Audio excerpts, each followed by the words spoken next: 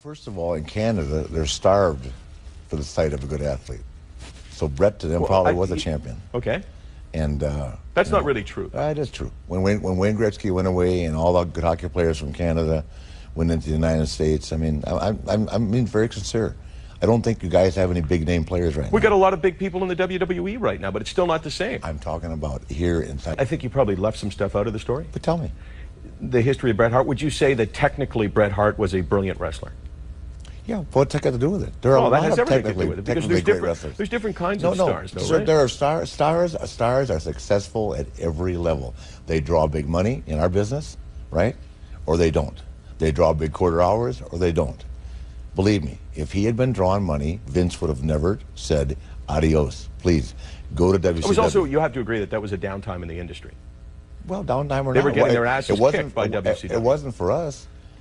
So if they're getting their ass kicked by WCW, why did that Bret go? Let me read you some reaction to Bret Hart regarding the things that you said. He emailed this to us because, you know, we know him through this show. He said, how can he say that he was any kind of draw compared to me? Many of the house shows and pay-per-views with me headlining were some of the biggest, and not just WrestleManias 3, 8, 9, 10, 11, 12, 13, SummerSlam 92, 82,000 people were there. Also, unlike the NWA or WCW, the WWF actually wrestled in front of real live people and not just chairs for most of my house shows.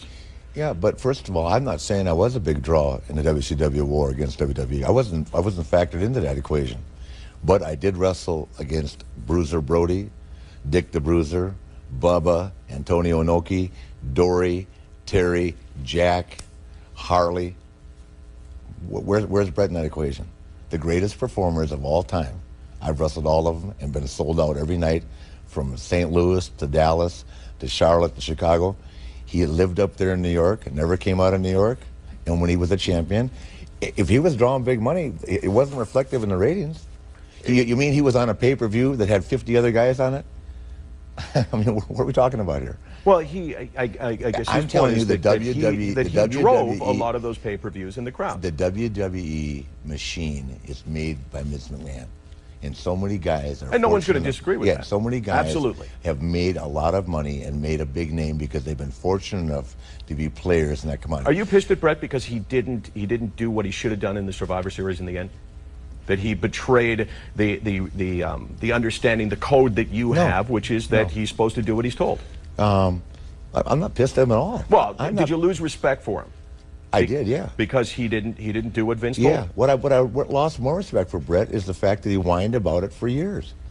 You know, and I said in the book, and this is something I feel bad about, but you know, this isn't just my take on it, and I'm sorry, Mike. But you wrote the book, so you can't really say. No, but I'm giving you my take, okay? But it was pretty well mutually conceived that when Owen died, which is a tragedy unto itself, any human death at any level, you know, it is a tragedy unto itself. It shouldn't be confused with, what the guy was doing for a living. It shouldn't be confused with how it happened.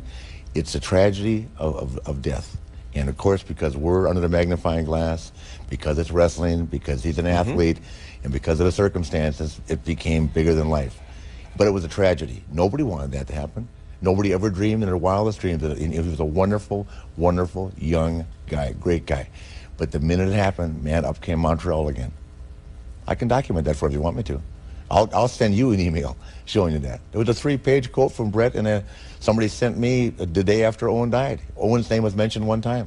But why would you mention that, but don't you think that's really going to an area that you shouldn't go? Because why would you have to mention that? I mean, here's a guy who lost his brother, and you're pointing out the fact that you don't like his reaction to the death of his brother. Like, why do you have to mention that? I don't know why I did. It's something that was on my mind. You know, I'll tell you, I felt bad for the McMahons. I mean, they had to be... You felt bad for the McMahon? I sure did, yeah. Why? Because you've made it such a personal issue. But it was personal. Well, personal between him and the McMahons? No, it would be personal between the loss of Owen to his family. I didn't hear anybody else in the Hart family going crazy. It just became personal with Bret Don't again. forget also that there's only one guy in that family that has the pedestal that he has because of his fame, and therefore he was the guy who had microphones shoved underneath his face. Let me put it like this, Mike. If tomorrow on Raw, I'm 55. I probably shouldn't be in the ring. I'm there by the grace of God. Somebody gives me a pile driver. I break my neck. I want my wife to walk on a Raw the next week. I want all 4 of my kids and my granddaughter, and I want all of them to say, my dad was the luckiest son of a bitch alive to be part of this show. And we love you. Thank you for every minute of life he had. That's how it's. That's